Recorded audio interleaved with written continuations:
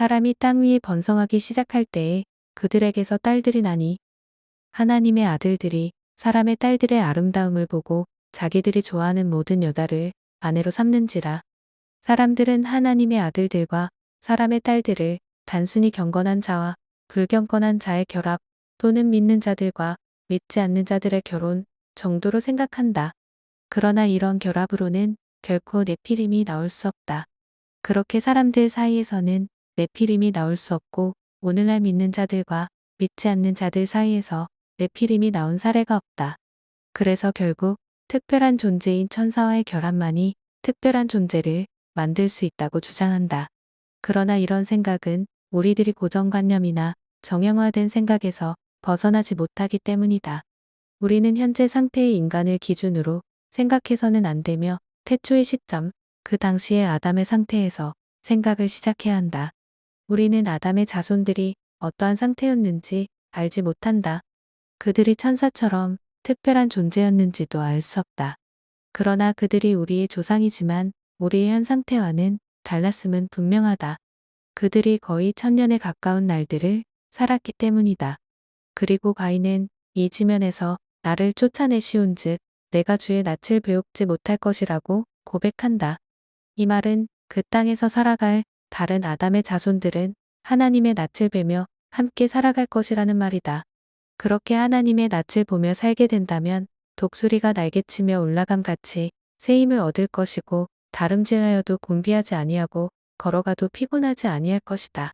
웨스트라이프의 You Raise Me Up의 가사처럼 나를 높은 산에 서게 하시고 나를 강하게 하사 나보다 더 큰 내가 되게 하실 것이다.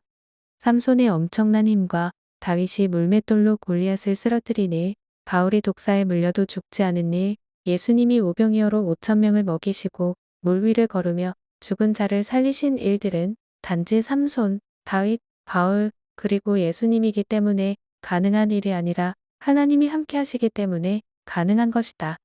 이 말은 하나님의 낯을 보며 그분과 함께 산다면 우리도 저 산을 옮길 수 있는 힘을 갖게 된다는 말이다. 이런 관점에서 아담의 계보를 본다면 우리는 셋의 후손들이 지금의 우리와는 다른 상태와 능력을 가지고 있었으리라. 그래서 하나님의 아들과 사람의 딸의 결합을 평범한 남자와 여자의 결합이 아니라 천사보다 조금 못하게 창조된 셋의 후손들은 사람의 딸들과의 결합에서 당대의 영웅이나 명사를 낳을 수 있었으리라. 그리고 하나님의 아들들이 육신이 되었다고 말한다. 여호와께서 이르시되 나의 영이 영원히 사람과 함께하지 아니하리니 이는 그들이 육신이 됨이라. 사람의 딸들과 결혼하여 하나님의 아들들이 육신이 되었다면 그 이전 상태는 육신이 아니었다는 말이 된다. 이 말은 그들이 천사처럼 완전히 영적인 존재는 아니지만 상당히 많은 부분에서 영적인 능력을 가지고 있었을 것이라 생각한다. 예수님의 부활한 상태의 몸을 생각해보자. 예수님의 몸에는 여전히 창에 찔린 흔적이 있고 음식도 먹을 수 있지만 잠긴 문을 통과해서 들어올 수도 있고 에녹처럼 하늘로 올라갈 수도 있었다. 아담의 자손들도 그와 비슷하지 않았을까 생각해 볼 수 있다. 우리의 전래 동화에는 산신령이 등장하고 외국에서도 숲의 정령이라는 이름으로 숲을 지키는 요정이나 신이 존재한다고 믿었다. 홍수 이전 아담의 시대를 우리는 기록할 수 있는 문자가 없었기 때문에 신화의 시대라고 말한다. 신과 인간이 함께 살던 이 시대에는 헤라클레스가 있었고 대홍수 이후에는 길가메시라는 영웅이 있었다.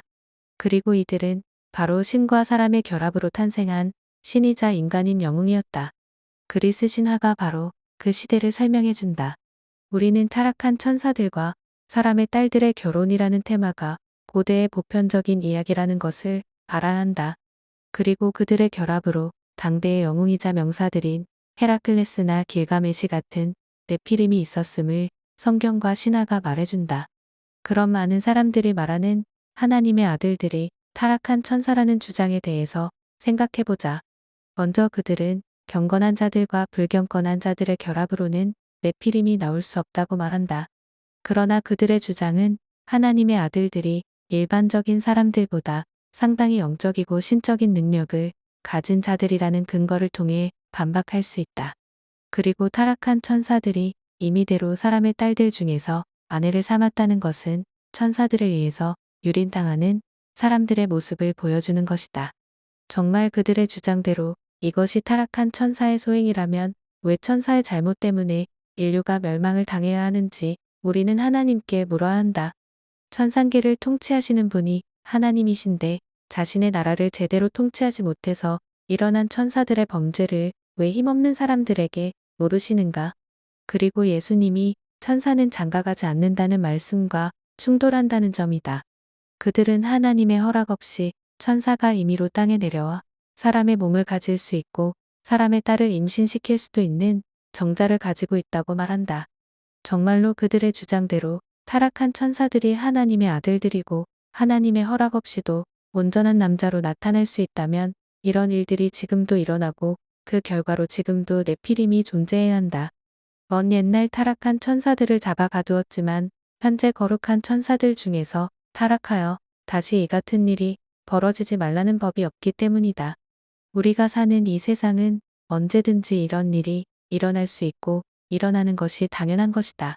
이 세상은 그리스 신화에 나오는 제우스가 사는 세상과 같은 세상이 되는 것이다.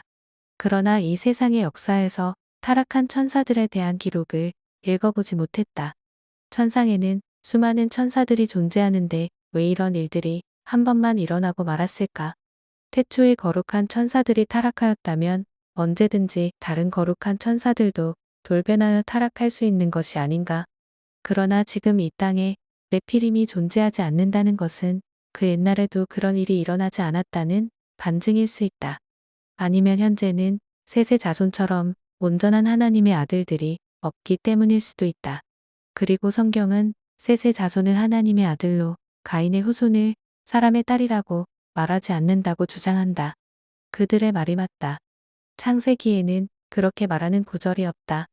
단지 정황적으로 그렇게 읽혀지도록 배치되어 있다. 가인의 계보가 나오고 이어 아담의 계보가 나온 후에 어떤 설명도 없이 하나님의 아들들과 사람의 딸들의 타락이 나오기 때문이다. 단지 글의 맥락에서 그렇게 보여질 뿐이다. 그러나 똑같이 타락한 천사들이 하나님의 아들이라는 말도 없다. 그리고 그들의 주장은 다른 주장들보다 더욱 설명할 수 없는 것들이 많다는 점이다. 나의 생각에 하나님의 아들들은 하나님을 온전히 섬기는 자들, 즉 제사장을 의미하고 사람의 딸들은 세상을 사랑한 자들을 의미한다. 셋이 에노스라는 아들을 낳고 비로소 하나님의 이름을 불렀다는 것은 셋과 그 자손들이 제사장의 역할을 하였다고 말하는 것이다. 제사장의 직분은 셋에서 시작하여 그의 자손으로 이어지고 다시 노아로 다시 멜기세덱으로 이어진다. 욥기에서도 나오듯이 하나님의 제사장은 하나님이 땅에 모퉁이 돌을 놓을 때 기뻐하던 하나님의 아들들과 동일 인물이며 요한계시록에 나오는 24장 노아도 같은 영적 존재들이다. 구약의 성막과 성전이 생긴 후에 제사장이라는 직분이 생겼다고 생각할 수 있지만 성전이 생기기 전에 제사장의 역할을 하던 이들을 하나님의 아들이라고 불렀다. 사람들은 이미 셋이 존재하기 전 하나님이 땅에 기초를 세울 때부터 하나님의 아들들이 있었으니 셋의 자손들은 하나님의 아들들이 될 수 없다고 말한다. 그러나 하나님의 아들들은 제사장의 역할을 하는 자들을 말하는 것이며 태초에 하나님과 함께 있었고 멜기세덱의 반차를 따르는 영원한 하나님의 제사장이며 아버지도 없고 어머니도 없고 족보도 없고 시작한 날도 없고 생명의 끝도 없는 자로 항상 제사장으로 있는 자이며 요한계시록에서 하나님의 보좌 옆에 있는 24장로가 바로 그들을 말하는 것이다. 그렇게 멜기세덱의 반차를 좇는 하나님의 제사장들을 하나님의 아들들이라고 말하는 것이며 천사들은 단지 부리는 영으로 결코 하나님의 아들이 될 수 없다.